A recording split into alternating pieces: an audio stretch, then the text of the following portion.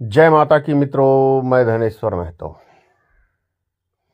बहुत दुखद समाचार है। महाकुंभ मेले में रात में 1 बजे भगदड़ मच गई।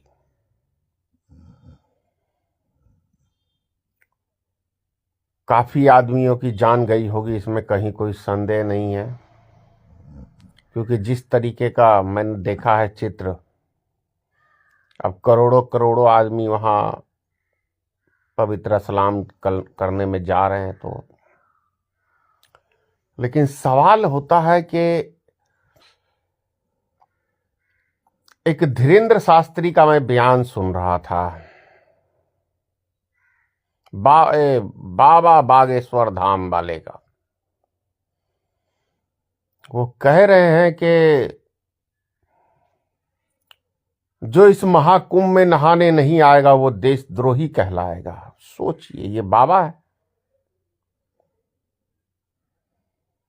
क्या किसी व्यक्ति को ये शब्द शोभा देते हैं? क्या व्यवस्था है वहां जो इतना बड़ा हादसा हो गया? और जब महाकुंभ लगा है तो वहां पे भेदभाव क्यों हुआ? वीआईपी घाट क्यों बनाए गए भाई? कहां के वो वीआईपी हैं? क्या चीज के वीआईपी हैं?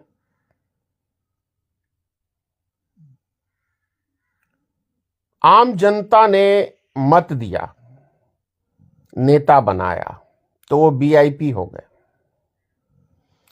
और आम जनता 30 किलोमीटर पैदल चल के महाकुंभ में जाए और वीआईपी सीधा घाट पे जाए।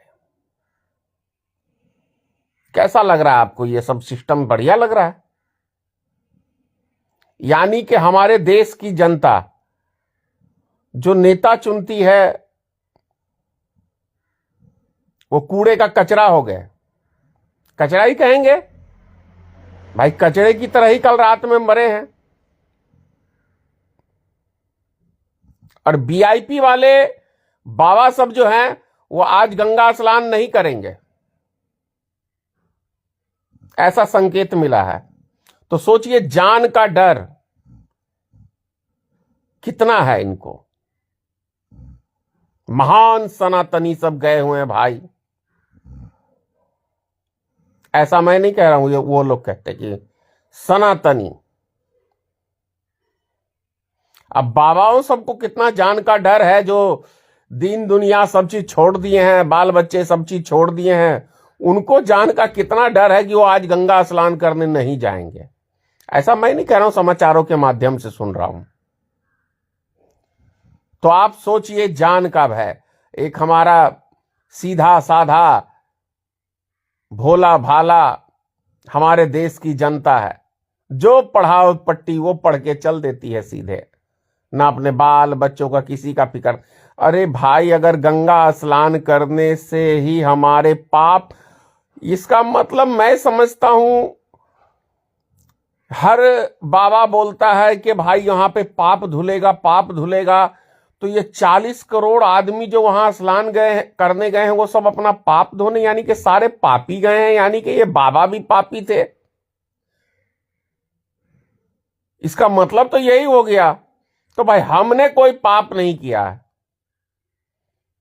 मैं सीना चौड़ा करके कह सकता हूं कि मैंने कोई पाप नहीं किया है। जो उस पाप को मैं, और यदि मैंने कोई पाप किया है तो उस पाप का फल मैं भुगतने के लिए तैयार हूं। जब मुझे पाप करने में शर्म नहीं आया तो उसको भुगतने के लिए मैं शर्म क्यों करूंगा? मैं सीधा कहता हूं, मैं गंगा स्नान करने से मैं अपने पाप नहीं धोना चाहता, मैं उस कर्म को भुगतने के लिए तैयार हूं। मेरा अपना यह मानना है। तब सोचिए कि योगी आदित्यनाथ भी पापी है, और भी तमाम। यानी कि पाप करो और गंगा जी में जाके धो लो और धुल जाएगा। ऐसा किसी शास्त्र में लिखा है क्या? मैंने तो नहीं देखा कहीं कि भाई पाप कर लो और पाप जाके गंगा जी में धो लो। महात्मा बुद्ध ने भी यही कहा कि यदि पाप धुल जाए गंगा जी में स्नान करने से, तो सबसे पहले तो उसके अंदर लाखों जीव हैं, मछली हैं, पता नहीं क्या क्या जीव हैं, वो सारे उद्धार हो जाएंगे। ये सत्य नहीं है, ये असत्य है कि यदि पाप करने से, अगर स्नान करने से धुल जाए तो हर व्यक्ति कुकर्म करेगा और कहेगा चलो यार एक डुबकी जाके गंगा जी में नहा लेते हैं, और पाप हमारा धुल जाएगा। हर प्राणी को अपने अपने कर्म का फल इसी पृथ्वी लोक के ऊपर भुगतना है, ये अटल सत्य है।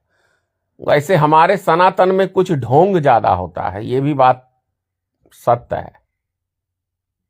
ढोंग पे कुछ ज्यादा चलता है, और ढोंगी और हमारे जितने सनातन के जो भाई सब हैं वो सब बहकावे में वो ज्यादा आते हैं। अपने कर्म पे विश्वास करो भाई, कर्म करो। कर्म करोगे तो उसका फल भी बेहतर मिलेगा। तो बहुत दुख की बात है कि आज भगदड़ मच गया है रात में 1 बजे, और धीरेन्द्र शास्त्री का बहुत शर्मनाक, बाबा बागेश्वर धाम वाले। वैसे एक चीज मैं आपको बता दूं, जो भी ये देशद्रोही या फलाना द्रोही का जो लफ्ज चाहे वो मीडिया करती है, चाहे वो बाबा ढाबा सब करते हैं ना, तो समझ लेना वो भाजपा के कांटेक्ट में है, और भाजपा के वो प्रचारक हैं, आरएसएस के प्रचारक हैं, विश्व हिंदू परिषद के वो प्रचारक हैं। इस चीज को आप लोग गांठ बांध लो। ये बागेश्वर धाम भी जो है ना, वो बीजेपी का प्रचारक है और आरएसएस का, इसीलिए उसे हिंदू राष्ट्र की पड़ी हुई है। हंसी आता है यार। देश का प्रधानमंत्री हिंदू, सारे मुख्यमंत्री हिंदू, सारे डीएम कलेक्टर परसेंटेज हिंदू। भाई तब भी अगर हिंदुओं को खतरा तो यार डूब के चुल्लू भर पानी में मर जाओ।